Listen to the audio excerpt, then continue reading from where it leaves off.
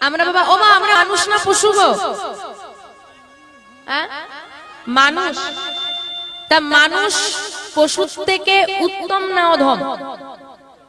উত্তম। বাহ। কিন্তু বর্তমানে একটা পশুর মধ্যে একটা মানুষের মধ্যে কোনো তফাৎ নেই, বরং একটা পশু অনেক উত্তম মানুষের থেকে। কেন জানেন মা? নিজের জীবনটা আপনি যে জীবনটা অতিবাহিত করে চলেছেন, আপনার যে জীবনের যে প্রত্যেক দিনের বা প্রত্যেকটা মানুষের জীবনের যে রুটিন, সেই রুটিনের সঙ্গে পশুর জীবনের রুটিনের কোনো বিভেদ নেই, একই হয়ে গেছে। মিলিয়ে দেখুন। আমরা জন্ম নিলাম, পিতা মাতা স্নেহ মমতায় বড় হলাম, কি বড় হয়েছি? তাই তো। তো দেখুন পশুরও একই অবস্থা। একটা বাঘের কথা চিন্তা করুন, সে জন্ম নিল, পিতা মাতা স্নেহ মমতায় একটু বড় হলো, পিতা মাতা তাকে শিকার করা শেখালো, কি তাই তো? এইবার ওই ছোট্ট বাঘটা যখন শিকার করতে পারল, সক্ষম, সে নিজে যখন সক্ষম হলো শিকার করতে, নিজের পেটটা চালিয়ে নিতে পারছে, তখন কিন্তু সে আবার সংসার করলো, সে আবার প্রজনন ক্ষমতার মধ্যে দিয়ে তার সন্তান উৎপাদন করলো, সেই সন্তানকে আবার স্নেহ মমতায় সে বড় করলো, তাকে শিকার শেখালো, নিজে বৃদ্ধ হলো, মারা গেল। আমাদের জীবনে কোনো তফাৎ আছে? আমরা জন্ম নিলাম, পিতা মাতা স্নেহ মমতায় বড় হলাম। এখন পশু তার বাচ্চাকে সন্তানকে শিকার করা শেখায়। শিকারটা করা কেন শেখায়? শিকার করার কেন দরকার? নিজের পেটটা চালানোর জন্য, কি তাই তো? এছাড়া আর কোনো উদ্দেশ্য আছে কি? কোনো উদ্দেশ্য নেই।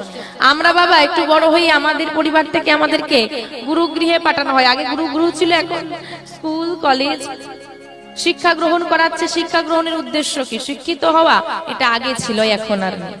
এখন বাবা কে কতটা শিক্ষিত হয়ে কত মোটা টাকা চাকরি পেতে পারে, সেটা হচ্ছে বড় ব্যাপার। এখন চাকরি পাওয়াটা হচ্ছে শিক্ষার উদ্দেশ্য, শিক্ষিত হওয়াটা নয়। কারণ বাবা বলে শিক্ষিত হলে মানুষ হয়, এখন শিক্ষিত হলে আর মানুষ হয় না, শিক্ষিত হয়ে শিক্ষিত হচ্ছে, মানুষ আর হচ্ছে। চলে যান ঘরে গেলে অন্তত না হলেও 20-25-এ ওই সার্টিফিকেট পাওয়া যায়। এখনকার স্টুডেন্টদের আমাদের শিক্ষা ব্যবস্থার কথা বলছি, 20-25-এ সার্টিফিকেট পাওয়া যায়। জিজ্ঞেস করে দেখুন, বুদ্ধ ধর্মের ভগবান গৌতম বুদ্ধের পরিচয় আদি বলে দেবে আজকের স্টুডেন্টরা, যারা মাধ্যমিক পাশ করেছে। এখন ক্লাস 7-এর বাচ্চাও বলে দেবে। যিশু খ্রিস্ট খ্রিস্টান ধর্মের যিনি ভগবান, যিশু খ্রিস্টের জন্ম বৃত্তান্ত বলতে পারবে। কিন্তু বাবা আমরা কোন ধর্মের মানুষ? আস্তে আস্তে ও দিদিরা, একটু গল্প কম হোক, এই কথাগুলো আমাদের জন্যই। কারণ এখানে যারা বসে আছে আমরা স্টুডেন্ট না, তো কথাগুলো মিলিয়ে দেখো। আমাদের শিক্ষা ব্যবস্থা, পড়াশোনা তো শিখছি, শিক্ষা ব্যবস্থার অবস্থাটা একটু জেনে নেওয়া দরকার আছে। তো গৌতম বুদ্ধের কথা বলতে পারবো? চেনা আছে? চেনা আছে। তা যিশু খ্রিস্টের কথা বলতে পারবো? আমরা কোন ধর্মের মানুষ? হ্যাঁ, সনাতন ধর্ম। আমাদের সনাতন ধর্মের ভগবান কে? হ্যাঁ, শ্রীকৃষ্ণ। চিন্তা করে দেখুন, বুদ্ধ ধর্মের ভগবান কে? হ্যাঁ, গৌতম বুদ্ধ। আর খ্রিস্ট ধর্মের ভগবান যিশু খ্রিস্ট। সনাতন ধর্মের ভগবান, এটাই হচ্ছে শিক্ষা জগৎ। আজকের শিক্ষা জগৎ এটা আমি প্রমাণ করে দিলাম, প্রত্যক্ষ উদাহরণ। আমরা অন্য ধর্মের ভগবানকে জানি, আজকে আমরা শিক্ষিত হয়েছি। ঘুরে দেখুন, সবার ঘরে আপনি সার্টিফিকেট পাবেন, শিক্ষিত হয়েছি, পাস করেছি, লিখে মাথায় ঢুকিয়ে নয়, মুখস্থ করে। কিন্তু আমরা সনাতন ধর্মের মানুষ হয়ে বলতে পাচ্ছি না আমাদের সনাতন ধর্মের ভগবানটা। এটা হচ্ছে আমাদের শিক্ষা জগৎ, আমাদের শিক্ষার ব্যবস্থা। আমরা কলিযুগের মানুষ, আমাদের কলিযুগে দয়াময় হইলেন শ্রী মহাপ্রভু। শ্রীমান মহাপ্রভু আমাদের দয়াময়, আমরা বলতে পারলাম না। না জানি না। যাই হোক, এই যে আমরা আজকে শিক্ষা গ্রহণ করি শুধুমাত্র ভালো কাজ পাওয়ার জন্য, চাকরি পাওয়ার জন্য, যাতে আমার পেটটা চলে। তাহলে বা শিকার করে পেট চালানোর জন্য, আমরা শিক্ষা গ্রহণ করি পেট চালানোর জন্য, একই ব্যাপার। তারপর আমাদের বাবা যখন আমরা সক্ষম হলাম, আমরা নিজের পায়ে দাঁড়াতে শিখলাম, সংসার হলো, বিবাহ হলো, বিবাহের মধ্যে সংসার হলো, সন্তান এলো, সেই সন্তানকে প্রতিপালন করলাম, তাকে শিক্ষা দিলাম, তাকে শিক্ষা গ্রহণে পাঠালাম, বৃদ্ধ হলাম, মারা গেলাম। তাহলে একটা পশুর জীবনের মধ্যে একটা মানুষের জীবনের মধ্যে পার্থক্য কোথায় রইল? বরং মিলিয়ে দেখুন, একটা পশু একটা মানুষের থেকে অনেক ভালো। আপনি একটা বাড়িতে কুকুর পুষুন, পুষার দরকার নেই। একটা রাস্তার কুকুর যদি আপনার বাড়ির কাছে 2-3-4 দিন ঘোরাঘুরি করে, আপনি 4 দিন খেতে দিন, দেখবেন আপনার বাড়ির সামনে আপনার গায়ের কাছে ঘোরাঘুরি করবে, ও আপনার সঙ্গে বেঈমানি করবে। আপনি মানুষকে 4 দিন কেন, 4 বছর ভালোবাসুন, 4 বছর ধরে ভালোবাসুন, দেখবেন তারপরও বেঈমানি করে চলে গেছে। এখনকার পশু ভগবানের সিস্টেম মেনে চলে। রাধে রাধে। ওমা, একটা মানুষ একটা পশু, দেখুন এগুলো চিন্তা করা লাগে। আমরা তো জন্মে নিয়েছি, আমাদের তাহলে জীবনের মধ্যে কোনো ফারাক নেই। তাহলে মানব জন্ম কেন? আমরা মানব জন্ম কেন পেয়েছি? কৃষ্ণ ভোজি 12 তরি সংসারে আইনে, মিছে মায়ায় বদ্ধ হইয়া বৃক্ষ সম হই, বৃক্ষ সম হইন। এই পৃথিবীতে মানুষ রূপে জন্ম নেওয়ার একটাই উদ্দেশ্য, কৃষ্ণ ভোজি 12 তরি সংসারে আইনে। আমরা কৃষ্ণ ভজন সাধনের জন্য সংসারে এসেছি। তারপর যদি সংসারে এসে তাকে ভুলে যায়, সংসার নিয়ে মেতে থাকি, আবার যদি প্রশ্ন করি, কেউ যদি কীর্তন করাতে চায়, তার পেছনে লেগে যদি বলি কেন কীর্তন করাচ্ছিস, তাহলে তার মতো হতভাগা এ জগতে আর কেউ আছে? আমরা তো বাবা অনেক জ্ঞানী গুণী ব্যক্তি, মানে আপনারা অনেক জ্ঞানী গুণী ব্যক্তি, আমি ক্ষুদ্র নগণ্য অজ্ঞানী মানুষ। জানি না আমার কথাটা কতজনের ভালো লাগছে আর কতজনের ভালো লাগছে না। স্বয়ং ভগবান সবার কাছে ভালো হতে পারেনি, কি হতে পেরেছে মা? ভগবান সবার কাছে ভালো। তাহলে আমরা সামান্য জীব, সামান্য মানুষ, সবার কাছে ভালো হওয়া সম্ভব। তাও বলি বাবা, এই যে সনাতন ধর্মে আমরা এসেছি, ভেবে দেখুন, সত্য যুগে ধ্যান, ত্রেতায় যাগযজ্ঞ, দাপরে পূজা পরিচর্যা, কলি যুগে হরি নামই বাকি। নাম ছাড়া কলির জীবের কোনো গতি নেই, আমরা প্রত্যেকে জানি। আমাদের সনাতন ধর্মের একটা বড় সমস্যা কি জানেন বাবা? এখন যদি কেউ অল্প বয়সে একটা কণ্ঠে তুলসীর মালা পরি গুরুচরণ আশ্রয় করে নেয়, আগেই পাশের বাড়ির লোক বলবে, ইস এই বয়সে মালা পরেছিস, ভালো লাগছে না। কি মা বলে? হ্যাঁ কি না বলে না? অদ্ভুত বিষয়টা কি জানেন মা? আমাদের সনাতন ধর্মের, আমার থেকে আপনারা ভালো জানবেন, কারণ এখানে এটা চলছে। এখানে আশেপাশে কীর্তন হয় না? মায়েরা তো বলছে হয় না, আমিও এসে খবর পেয়েছি খুব দূর দূরান্তে হয়, এই এলাকায় আশেপাশে কম হয় না বললেই চলে। এখানে এত বছরের অনুষ্ঠান, এখানে আজ প্রথম কীর্তন।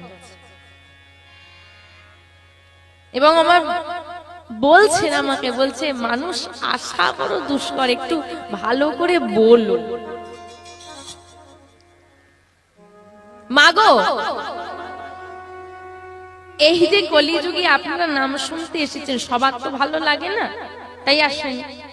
একটা কথাই বলবো মা, তোমার মনে ভক্তি আসবে কিনা, তুমি সাধু সঙ্গ, আজকে যে হরিবাসরে বসেছেন সাধু সঙ্গ করছেন তো, এই সাধু সঙ্গটা না সবার কপালে জোটে। এখন এখানে একটা বাউল হলে অনেক মানুষ আসবে জানি, একটা অর্কেস্ট্রা হলে অনেক মানুষ আসবে জানি, কারণ নামে ভক্তি সবার আসে।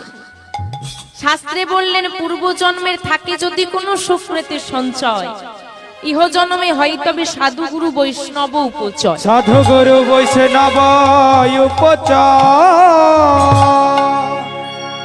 পূর্ব জন্মের থাকে যদি কোনো সুকৃতি সঞ্চয়, এই জন্মে নয় মা, পূর্ব জন্ম মানে আগের জন্ম। আগের জন্মে যদি তুমি কোনো সুকৃতি করে থাকো, যদি করে থাকো, তবে এই জন্মে তুমি সাধু সঙ্গ করতে পারবে, না হলে পারবে না।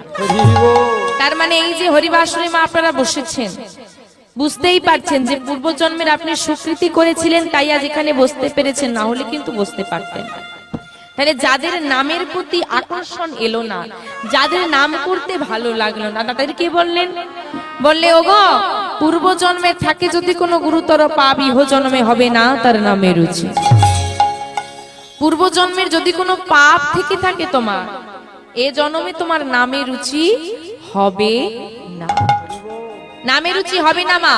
তার মানে ভেবে না, এ জগতে ভক্ত হতে গেলে, সাধু সঙ্গ করতে হলে, বৈষ্ণব সঙ্গ করতে হলে, মনে ভক্তি আনতে গেলে, গোবিন্দের সেবা দিতে হলে, কৃষ্ণ নাম শ্রবণ করতে হলে আগে লাগে সুকৃতি সঞ্চয়, আগে লাগে সাধু, আগে লাগে পূর্ব জন্মের তৈরি করে রাখা ভাগ্য। তোমার সুকৃতি তোমাকে সাধু সঙ্গ করাবে, না হলে কেউ পারবে না। যাই হোক মা, আমরা চলুন লীলার মধ্যে প্রবেশ করি। আজকে লীলার মধ্যে প্রবেশ করি, আরো কথা আমরা আস্বাদন করব। আজকে ভক্তির কথা আস্বাদন করব। আমাদের অনেক বয়স হয়ে গেছে মা, আমাদের বয়স হয়ে গেছে, কিন্তু আমাদের এখনো গুরুচরণ প্রতি বিশ্বাস এলো না, গৌর গোবিন্দ চরণে বিশ্বাস এলো না। কিন্তু মাত্র 5 বছর বয়সী একটি ছেলে যে গৌর গোবিন্দ কৃপা লাভ করেছিল, কত বছর বয়সে? 5 বছর। যে বয়সী একটা শিশু, একটা বাচ্চা ছেলে জানি না গৌর গোবিন্দ কৃপা কি, ভগবানকে কি করে সেবা দিতে হয়, যে মানুষটা, যে বাচ্চাটা জানে না, সে সেই বয়সে গৌর গোবিন্দ কৃপা লাভ করেছিল। যার কথা, যার নাম আমরা সবাই জানি, কিন্তু সেই ভক্তের কথা অনেকেই জানি না। আচ্ছা মা, বৃন্দাবনে বর্তমানে যে মাধব অধিষ্ঠিত রয়েছে, তার নাম কি? বাঁকে বিহারী লাল, তাই তো? বৃন্দাবনে মাধবের নাম দাঁড়িয়ে গেল বাঁকে বিহারী লাল। বাঁকে কথার অর্থ কি? বাঁকা, ভগবান বাঁকা তো, ভগবান সোজা, ভগবান বাঁকা। ভগবানের দেহটা বাঁকা, আর এখনকার মানুষের চাল চলন ধরনগুলো বাঁকা। ভগবানের 3টে বাঁক আছে, পায়ে একটা, কোমরে একটা, আর ঘাড়ে একটা, 3ঠাই বাঁকা। তো তাই তাকে বাঁকে বলা হয়। এইবার কথাটা হচ্ছে, বাঁকা বলে বাঁকে বলা হয়, বাঁকে বিহারী লাল। এই বিহারী লাল নামটা কিন্তু দয়াময়ের নয়, এক ভক্তের। তাহলে ভক্তের নামটা ভগবানের সঙ্গে যুক্ত হয়ে গেল। সেই বিহারী লাল, কেই বিহারী লাল, যার নামটা ভগবানের সঙ্গে যুক্ত হলো।